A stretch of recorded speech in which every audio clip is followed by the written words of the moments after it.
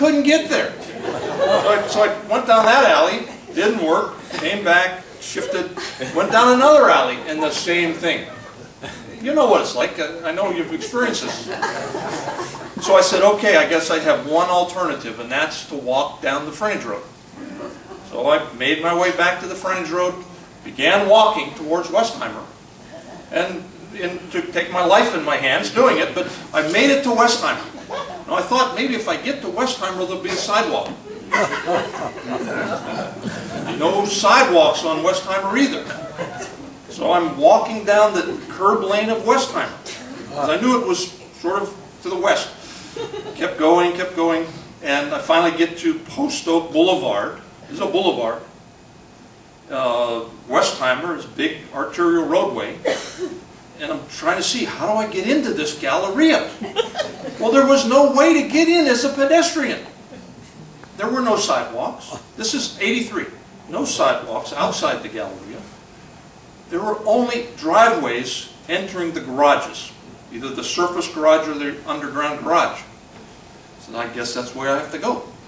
And so into the driveway, in to see the Galleria, and I was quite impressed. It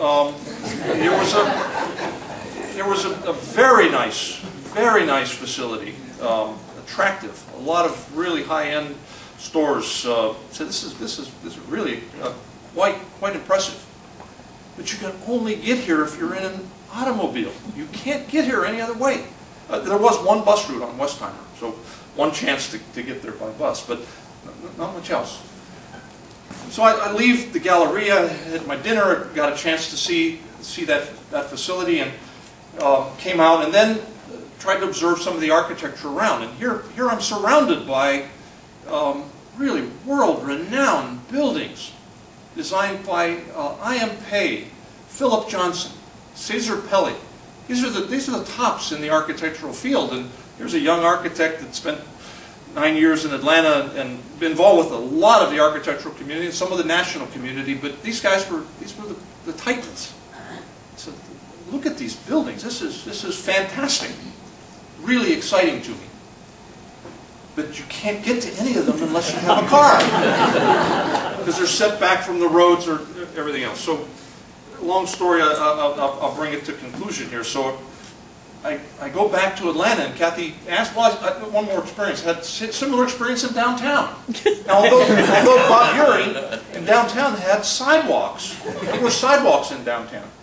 Very narrow sidewalks. Maybe 8 feet wide, maybe 10 feet. You couldn't plant a tree on the sidewalks in downtown, because not only wasn't there enough width, there was a tunnel underneath, pedestrian tunnel, so you couldn't quite put a tree in there. And most of the time when you walked on the sidewalk, it was really against blank walls, against granite, beautiful materials, beautiful buildings. Again, the best architects in the world, and the local architects, the Titans, did the job. So I'm very impressed. I said, this has got some work to be done. And I get back to Atlanta, and Kathy says, well, how is Houston? His first visit. So, well, it's green, number one. It's very green, a lot of trees. Terrible traffic. Terrible traffic. We measured distance. We measured distance with time, not with miles. And you all recall the situation. Every freeway was on the first generation. Delvin and Gabe here would tell you, first generation of the freeway network in Houston, so all had less capacity than they have today. Everything was fully congested. Not just 1 or 2 hours a day, 10, 12 hours a day. And so I asked somebody, well, how long does it take to get from this Galleria to downtown? That's 45 minutes. I said, how far is it? Well, it's 5 miles, but then don't worry about that. It's 45 minutes. Well, then how long, or what's the distance to Intercontinental Airport? No. 1 hour and 40 minutes. This was all hours of the day. And you know, you can drive it most days now. You can get there in 30 minutes or less. So there was a different time in Houston. And I get back, and Kathy says, well, what do you think about it? I said, this is really exciting. It's exciting to me. Tremendous energy. incredible architecture that's already been performed, and from what I can see, and since this city's going to just continue, it's going to explode. So it sounds pretty good to you. I said, well, let me tell you though, building a transit system here is going to be really tough. This is going to be incredibly challenging because as I've confronted some of these things, that it's going to take a real effort here. So we made the decision.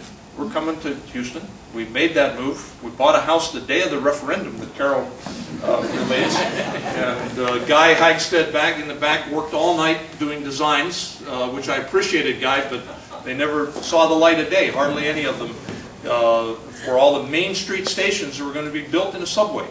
We were designing a $2 billion rapid transit system that would have started with about 18 miles and then be expanded. And had that proceeded, it failed at a referendum, the bond issue, so the entire project was cratered. Had it succeeded, my prediction would have been that this would have been a different city today. To be able to get from airport to airport with rapid transit, to get from airport to downtown with rapid transit, to get to all the other areas of our city with rapid transit. But that was a point in time in Houston, went a different direction. It's already been referenced that we did an awful lot with the bus system, and all my colleagues really improving that, and that was essential. You had to make those improvements. But there was always an eye towards doing something with rail, and I can tell you, I'm very proud to have had the chance to be part of Metro. It was a long part of my career, but as I say, my colleagues had as much to do with it as I did in terms of trying to advance the agency, and I'm really glad George is there as the leader today. There's still a long way to go, a lot to do, and it's essentially what this Blueprint Houston organization has been about. Recognizing the importance of planning, recognizing all the components that are necessary to make a city a quality place, improve quality of life, improve the city to the point where you want your grandchildren here with you. And we're blessed to have 5 grandchildren, and 3 of them are right here in Houston with us. And I think the city's a better place today because a lot of things have been done. A lot of the projects have been mentioned that I've had the chance to have had the opportunity to work on. And slowly but surely they have changed this city. And I look now at what's been done by John Breeding and the Uptown District. They've put sidewalks in. They've improved the pedestrian way. They've improved the recognition of Post Oak Boulevard as a primary artery north and south through the Uptown community and the Galleria. They've improved the shelters, actually have shelters in place now. And then in downtown, Bob can attest to this, one of the most major efforts that took place, and I often said while we were rebuilding the downtown streets and midtown streets, it would have been much easier to build a subway on one street than to rebuild every street in our downtown at one time, essentially within a 5-year period, every street and everything through midtown. But that was our response to the fact we couldn't proceed with rail. It was the ability to extend the HOV system into downtown and give priority treatment. So it was a really worthwhile project, but I think a lot of you worked on those projects. You're probably very well aware of the fact that we changed downtown in the process, and that was the important part of how you look at these plans. We took almost 30 miles of street lanes and removed them, and we replaced them with a wider sidewalk.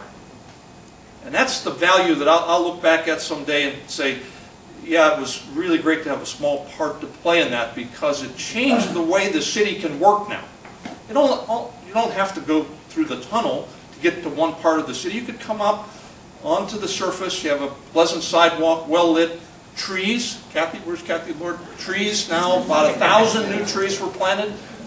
It's made a difference, and I'll say 20 years from now, when downtown has a significant canopy of trees, what a difference. But that was because we had some vision within Public Works to say we could give up a lane of traffic. I know, Don, you were involved in that, looking at that. 30 miles of street, it's heresy in Houston, Texas to think you could take a lane away. But we did, and probably you in the room that worked on it, you know about it. Very few people outside of this audience know that. All those streets used to be one lane wider downtown, but they're different today. And the city's better because of it, and has grown because of it. And other parts of our community will grow more because of it. I want to close with one other little story here that I thought about. This involves family. Kathy and I took a little vacation trip to Italy about 8 years ago. Rachel, you think it was 8 years or so ago? While the rail was being built, I took a little chance to get some vacation, and we took a one-week trip. And doing as a tourist would do, made the run through Siena in Italy, Florence, up to Venice, and then ended our trip in Rome for a couple of days. And doing the tourist thing in Rome, also toured the Colosseum, and then worked our way over to the Forum, the ruins of the Roman Forum. And we're working our way through the Forum, and I wanted to get a better vantage of the Forum and the view of Rome. So Rachel and I, Kathy continued to look at some of the history that was there within the Forum. Rachel and I trekked our way up to what's called Palatine Hill, one of the 7 hills within Rome. And if you've been there, let me paint the picture. Or if you haven't been there, I'll paint the picture for you. Early October, I think it was, end of September, early October, one of the sun-splashed days, they all are, I guess, in Italy. 70 degrees, just absolutely wonderful day. Rachel and